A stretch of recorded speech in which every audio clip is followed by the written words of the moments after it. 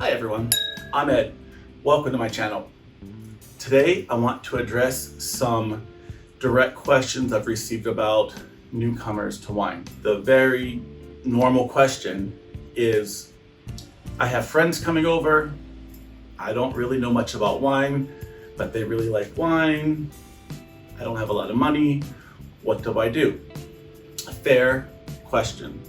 So what I've done today is I've provided some examples of really good wines, moderately priced, that you can find most places throughout the United States.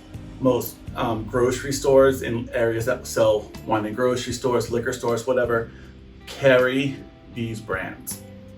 So what I want to do is talk about each one of them individually and what kind of wine they are. Today though is just red wine day. I'll do another video later for other types of wines. I know some of you guys really like, white wine. Some of you like rosé wines. Fantastic. Of course, you know our deal here, no wine shaming. However, today is red wine day. So we're gonna talk about a few examples that I actually went and picked up at the store earlier so I could show you. I'm gonna go from lightest to heaviest and then the most confusing. So the one I'm gonna start with today is Mark West Pinot Noir. Mark West is very reasonably priced. It's very light, but it still has lots of flavor. And it's what we call very drinkable. As a matter of fact, all of these kind of fall into that category. Drinkable in that you don't have to let it aerate for very long before it starts tasting good. You can pour it, serve it right away, and nobody's going to think any less of you for having this one. They better not, because they know our rules here. The second one I want to go over is a Merlot. Now Merlots also are kind of milder grape, but a little bit bolder typically than a Pinot Noir. So anyway, this is one I discovered, believe it or not, when I was in Wyoming. Not known for wine country, but there they had it in the local grocery store. Some people I was spending some time with pulled it out and said this is one of their favorite wines because it's reasonably priced, very drinkable, everybody seems to like it, and I agreed with them 100%. So if you're interested in Merlots, check out Bogle. And now it was tough for me to remember, but I said to myself, Bogle, it boggles the mind. Easy to remember. Next one.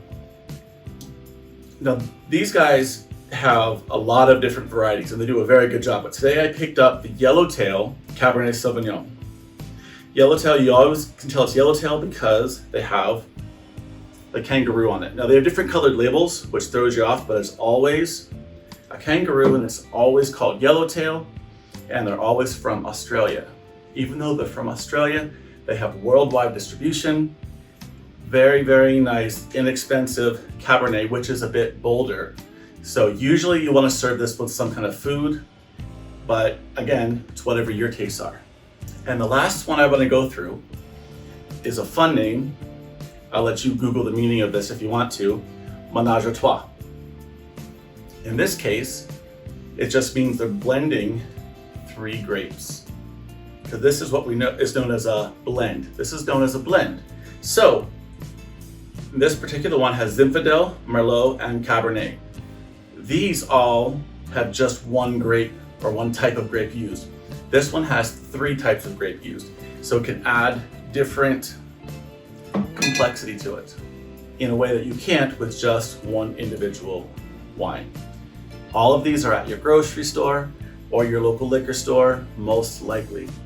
So if you have any company coming over and you don't know much about wine and you know they like red wine, I would start with these.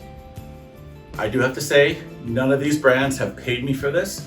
This is just from my own personal experience and talking to other people, anecdotal evidence of other people I know that really like these wines, especially for the price. Okay, so thank you very much for stopping by. If you have any other wines you want to add to this list, please put them in the comments below. I'm sure everybody could benefit from your help. Thank you very much. Cheers.